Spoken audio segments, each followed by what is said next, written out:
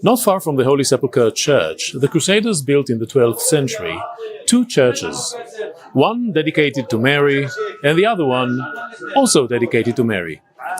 To make a distinction between the two, they decided to give them some titles that will make it sure that we're talking about different churches. So one of them is Santa Maria Latina, Saint Mary of the Latins. The other one is Santa Maria Maiora, meaning Saint Mary the Great.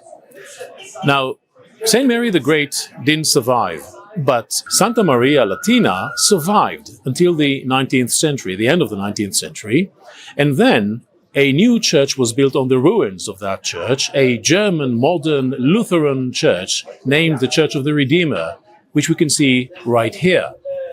The modern German church basically swallowed up the entire Crusader church and preserved, in some cases, some of its parts. For instance, in the middle of the modern German church, there's a courtyard, which used to be the central courtyard of the Santa Maria Church of the 12th century. Right behind my back, you can see a side entrance to Santa Maria Latina. This is the northern entrance to the church, and we can clearly see an arch, partially reconstructed by the Germans, of course, but at the top you can clearly see a kind of a strip of decorations. That strip of decorations is almost totally ruined, but we can clearly see figures of people. What is this? If you look carefully, you will see it is actually divided into 12 sections. Does it have to do anything with the length of the year, perhaps? Exactly that. Look carefully. At some points we can still see the inscriptions made by the Crusaders next to the figures. And one of them says DE, meaning December. Another one, November, which is completely preserved. It's a beautiful calendar from the 12th century, showing probably the typical works along the year. Now the question is, why did that decoration survive in such a poor condition? Well, if you look carefully, you will see that in this decoration there are two types of decorations actually. One of them, floral and geometric patterns. They are hardly touched. They survived very nicely. But the figures are in a poor condition. That led scholars to suggest that part of this destruction was intentional. It's what we call iconoclasm, a destruction of images. It is very common in the Islamic culture.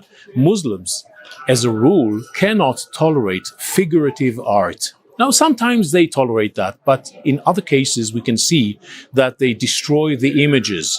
So perhaps this is what we see here. The old city of Jerusalem today is a very busy place, crowded with thousands of tourists swarming the streets of this city. It wasn't that different in the 12th century. Even back then, there were thousands of people every day coming from all over the world, coming from Belgium, from France, from Germany, from England, everywhere. And they all came to Jerusalem, bringing with them their hopes, their memories, their identities, their languages, and also their diseases and illnesses. Think about the number of poor people, sick people in Jerusalem in the 12th century. Who would take care of them? Were there any hospitals? Well, in the 12th century, a new organization, an order of monks who are also warriors, was established in Jerusalem exactly for that purpose, to build hospitals and to take care of the needy and the poor. They were called the Order of St. John, but they were also known as the Hospitalers, a name derived from the title hospital, meaning a place of hospitality and, of course, a place to be hospitalized in.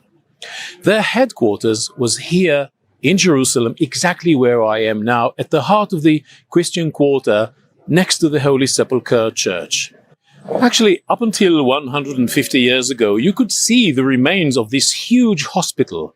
According to some sources, it had 1,000 beds in it. It's an enormous number, even in modern standards, I think. And there were 2,000 patients. So imagine 2 people in one bed, and you can imagine what it does to the diseases that swarm and multiply in this hospital. So obviously this was not a pleasant place to be in, and I'm sure this wouldn't be your first choice to be hospitalized in. Indeed, at some times, according to sources of the time, around 50 dead people, 50 corpses were taken every night from this hospital. Now, the hospital disappeared since then because a new modern marketplace was built here in the 19th century. It's called the Muristan area. Why is it called Muristan? Well, it has to do with the hospital. The Crusader hospital did not cease to exist once the Crusaders left. It continued to exist under Muslim regime. And the Muslims called it Bimaristan.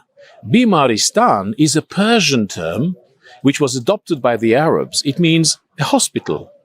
The term Bimaristan was later corrupted and it became Muristan, which is the present name of this beautiful place in Jerusalem. I'm here now at the Valley of Kidron, the eastern valley of ancient Jerusalem. Here there's a church not far from the Temple Mount, not far from the city of David, but also very close to the site of Gethsemane, the place where Jesus spent the last night before the crucifixion. The church that we're looking at the moment looks quite familiar for those who can read ancient architecture. The slightly pointed arches, the receding doorway, receding inwards, the pillars on both sides flanking the door, and the general heaviness that this church transmits. It is very typical of the Romanesque style, which was very popular in Europe in the 10th century, in the 11th century. And this church, indeed, is the creation of the Crusaders in the 12th century. But there's a deeper story in it. So follow me, let's go inside.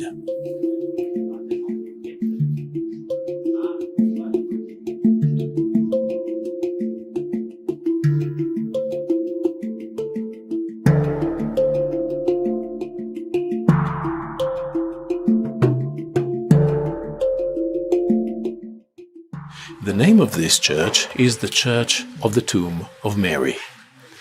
Now, this is a very interesting story.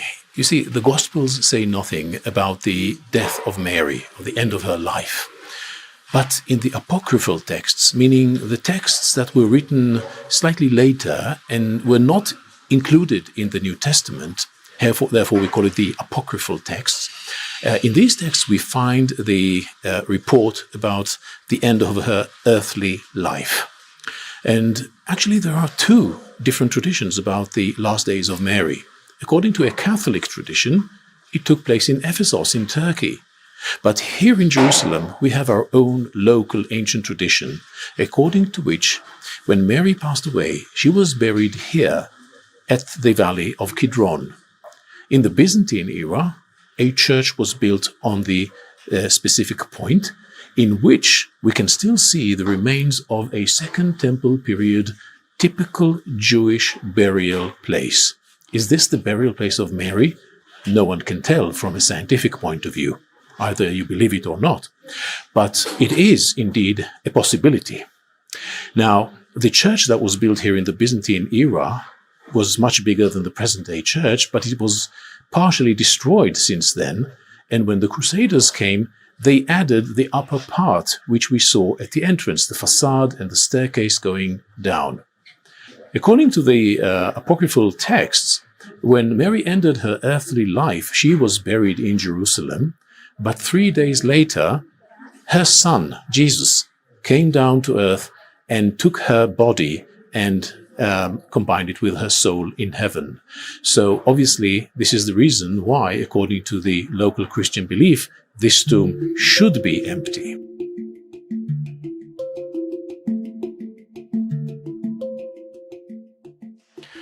The most fascinating part of this church, from my point of view as a historian, is the place where we're standing right now. It's roughly in the middle of the staircase going down to the tomb of Mary, as we've seen earlier. But here we have another tomb, and you can clearly see that there's no indication who's buried here, unless you look over here at the beautiful picture, the icon.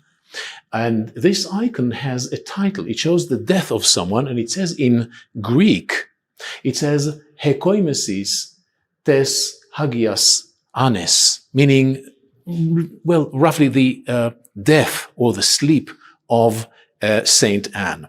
Saint Anne is the mother of Mary. She's the grandfather of Jesus. So according to tradition, she's buried here. It makes sense. They're the same family. Why not? But obviously, Mary also had a father whose name is Joachim, Saint Joachim. Where is he? Well, there's another tomb over here too, associated with him. So it all makes sense from a religious point of view, but what about the historical and architectural perspective? That seems to change the picture altogether.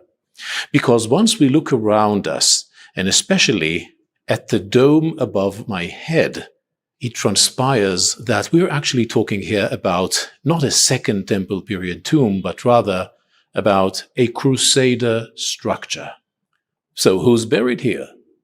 Well, according to the contemporary sources of the Crusader era and later, this place should be associated with a Crusader queen, the only queen amongst the long list of kings and queens of the Crusader kingdom, Melisande, who was buried not in the Holy Sepulchre Church, but rather here. And that seems to be the reason for its survival, because the rest of the tombs in the Holy Sepulchre Church were demolished by the Greek Orthodox after the Great Fire of 1808. This tomb survived.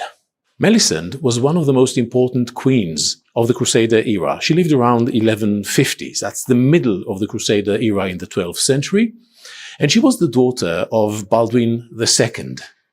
She was supposed to inherit the rule over the kingdom of Jerusalem. It was quite clear. And her father felt that she would be more respected if she married a man. So he married her to a guy called Fulk of Anjou, a nobleman from abroad. So Fulk comes to the Holy Land, he marries Melisande, and together they rule the Crusader kingdom from Jerusalem, the capital, until 1143, when Fulk fell off his horse, broke his neck, and sometime later he passed away. Melisande remained alone. There was an heir, though. His name is Baldwin III. He is the son of Melisande and Fulk. He was supposed to be the king, but he was too young. So Melisande said, okay, I will rule the kingdom on his behalf until he gets older. And indeed, that's exactly what happens. He gets older, and older, and older, and Mother doesn't seem to give up. She doesn't want to give him the right, his entitled right to rule the kingdom. She wants to rule alone. So the only thing he could do is rebel against her. He is joined by most of the nobility of the kingdom. They were furious at the queen, who was reluctant to allow him to assume his right. And therefore, Melisande fled to the Tower of David, to the king's palace. Her son and his allies besiege the Tower of David, and eventually Melisande surrenders.